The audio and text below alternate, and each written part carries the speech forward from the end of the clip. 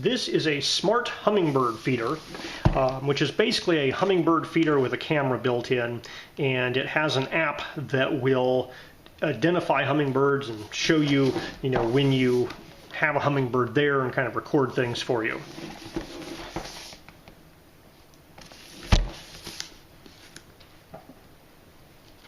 So I was sent this to review for free. The MSRP on this unit is $169. They haven't paid me for my review, so my opinion remains my own. Top of the box, we get a user's manual, hummingbird feeder with camera.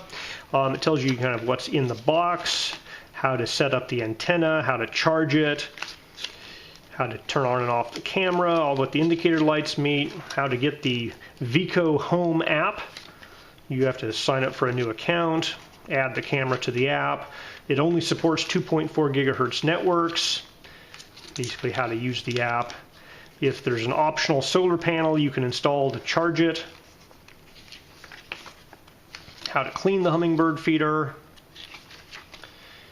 How to share the camera with your friend, other settings. Apparently there's an SD card, so if you put an SD card in, you can record things directly to the SD card. So let's take a look at the hummingbird feeder itself. So we have a box that has a cleaning brush, some bird stands, antennas, a reset pin, reser pin, charging cable, hanging hook, and so forth. I think it also has the feeding ports. Here is the bird feeder itself with the camera kind of built in. There's a little bit of protective plastic. I think this is the top, and there's a base down below. A cleaning brush, and the plastic base down here. There's a open and lock directions on it. So I think the open lock is you can put this in place and then latch it to lock it. That's what it looks like, out of the box. There is a place where you have to screw the antenna on. There's also push to pull out the camera. So it looks like the camera unit can be pulled out of the bird feeder separately, so you could take it in the house and charge it maybe.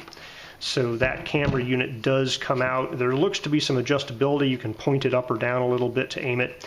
So you could take this to your house, charge it back up, and then come back out and snap it back in without actually removing the bird feeder itself.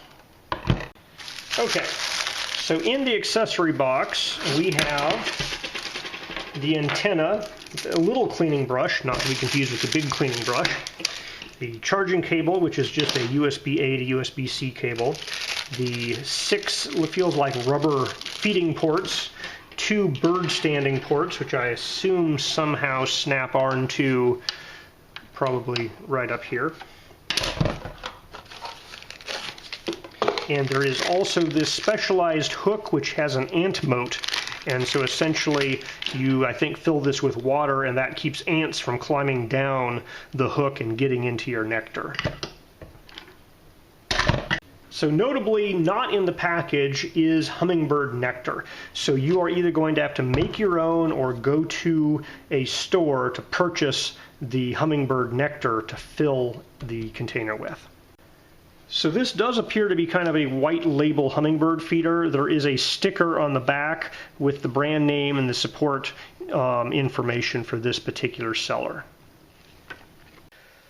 Alright, so assembly is install the bird stand, which I believe you just kind of stick this thing in here and snap it down. It's kind of getting caught on some of those rubber things a little bit, but I got it through, and so there's the stand.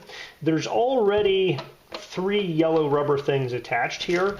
We have some blue ones and some purple ones, so if you wanted different colors you could swap them out. This is the little reset pin. It's just like a cell phone SIM tray reset pin pusher. It says hang it with the hook. It also says install the antenna. So this antenna looks like it just screws onto the back of the camera. I'm going to actually pull the camera out for that procedure. Now it has here the charging port. This guy on the back says Smart Hummingbird Feeder Model G01, input DC 5 volts, 1.5 amps, battery 5 amp hours, made in China. Now there is under the, I believe that's the top, there's another little rubber panel, and in this rubber panel there is a button that looks to be a power button. There is a place for a micro SD card to go in.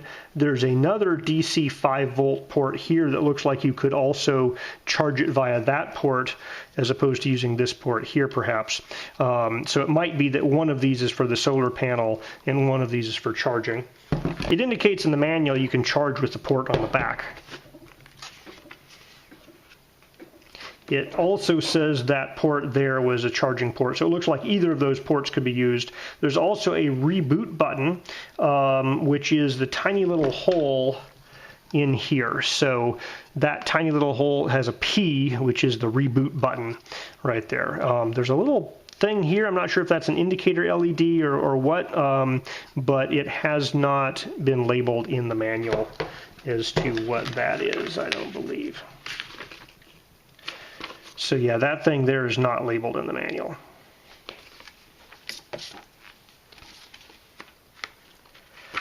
So it says plug it in to charge.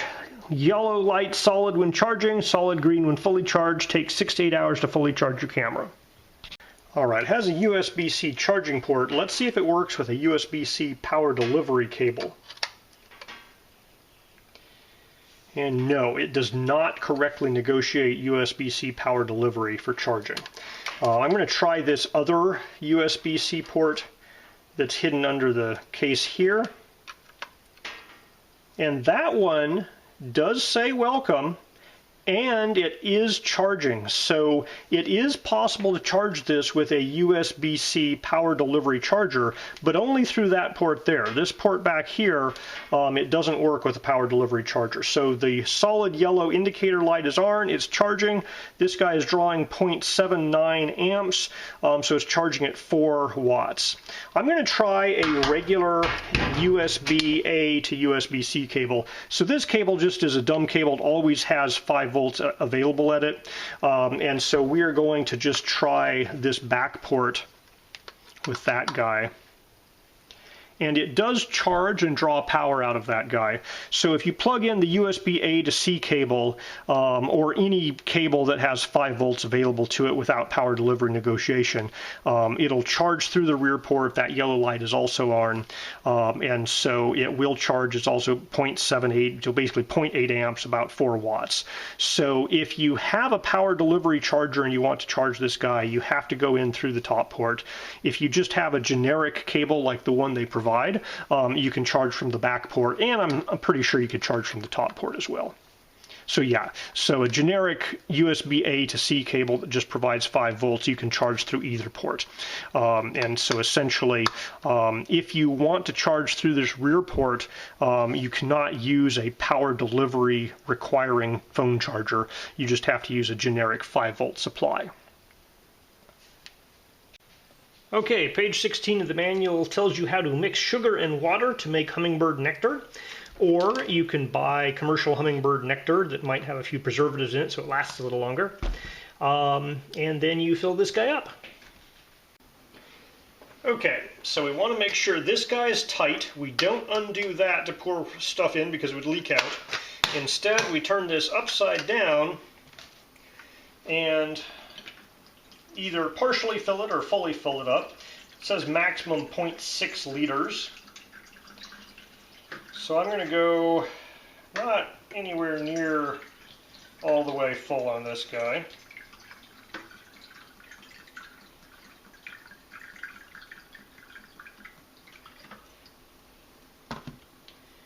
And they say to put this guy on, push it in, lock it in place, and the way you turn it is like this to keep it from spilling. Okay, so there, that is ready. Now I just have to put a little water in this to keep ants from crawling down it and getting to the nectar, and then we'll hang it up outside. So the manual says put this in the shade so the sun doesn't boil and ferment the sugar. I believe because I'm using a commercial hummingbird nectar with some preservatives in it, that it won't have any bacteria to ferment, but I'm still leaving it in the shade. I'm putting it near this rose bush because hopefully there'll be, some flowers here, and maybe hummingbirds are used to coming into this general area. It's also near the loquat tree, which had some flowers, although now mostly it's fruit. And so now I just have to wait for the battery to charge and put the camera in there, and hopefully we'll find some hummingbirds at some point.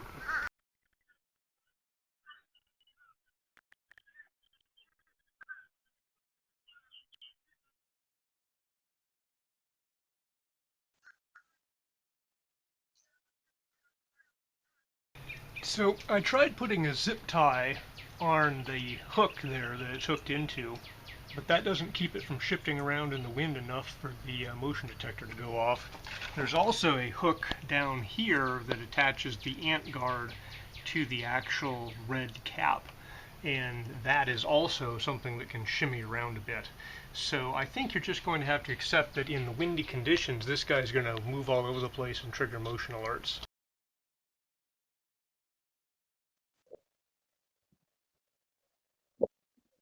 So this guy's been hanging outside for less than a week, and the water reservoir there is just completely bone dry, even though I thought it was in the shade most of the day. So obviously this needs to be checked relatively frequently.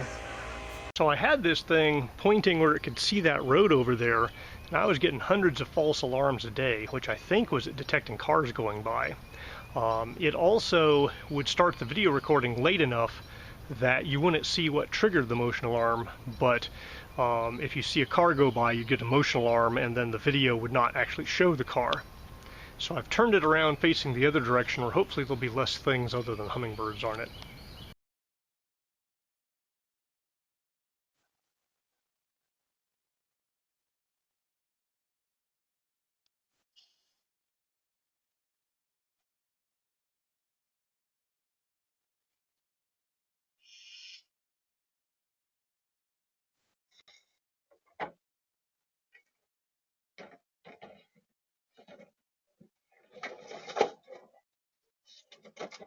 Alright, this guy was up for just about exactly 2 weeks before the battery died, and it was recording anywhere between 30 and 150 events per day. So it was, being hit with motion pretty hard, mostly because the hummingbird feeder was swinging around.